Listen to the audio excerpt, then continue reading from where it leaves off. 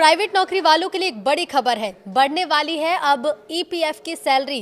क्या है नया अपडेट, चलिए बताते हैं। नमस्कार, न्यूज़ 18 का डिजिटल प्लेटफॉर्म आप देख रहे हैं और मैं हूं रितु सिंह।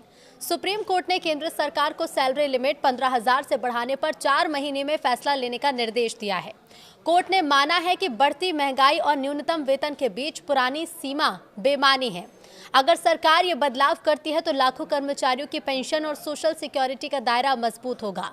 तो अगर आप नौकरी पेशा हैं तो पिछले 1 दशक में आपने अपनी सैलरी, घर का किराया और बाजार के भाव सबको बढ़ते देखा होगा।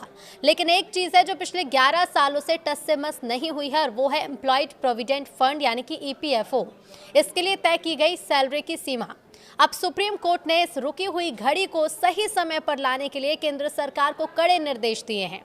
बीते दिनों सुप्रीम कोर्ट ने सरकार से साफ शब्दों में पूछा है कि जब महंगाई और न्यूनतम वेतन में इतना उछाल आ चुका है तो पीएफ की सीमा अब भी 15,000 पर क्यों अटकी है। कोर्ट ने केंद्र को इस मुद्दे पर गंभीरता से विचार करने और अगले 4 महीनों के अंदर ठोस फैसला लेने के निर्देश दिए हैं। साल 2014 ये वो आखिरी साल था जब ईपीएफओ की वेज सीलिंग में बदलाव हुआ था। तब इसे 6,500 से बढ़ाकर 15,000 किया गया था। आज हम 2025-26 के दौर में हैं, लेकिन नियम वही पुराने। जनहित याचिका पर सुनवाई करते हुए कोर्ट ने इसी विसंगति पर उंगली उठाई है। दलील ये दी गई है कि आज के दौर में कई राज्य और सेक्टर्स में न्यूनतम वेतन ही 15,000 से ऊपर चला गया।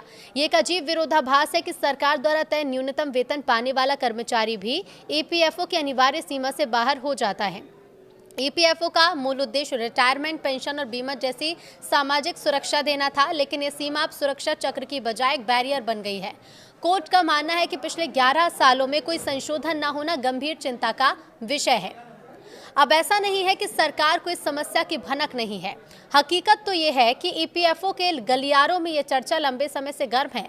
साल 2022 में ही ईपीएफओ की एक सब कमेटी ने सैलरी लिमिट बढ़ाने की सिफारिश की थी। यहाँ तक कि सेंट्रल बोर्ड ऑफ ट्रस्टीज ने भी इस प्रस्ताव पर अपनी मुहर लगा दी थी।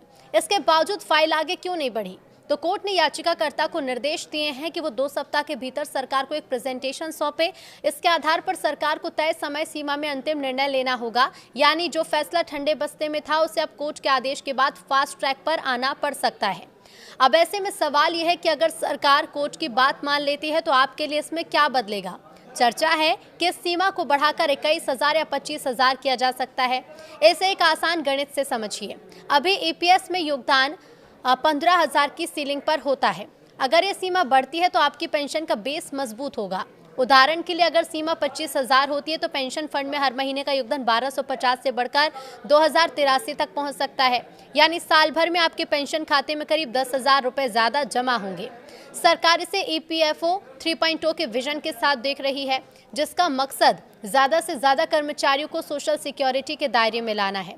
हालांकि इसका दूसरा पहलू ये भी है कि कंपनियों पर आर्थिक बोझ बढ़ेगा, क्योंकि पेंशन का योगदान उन्हें ही देना होता है।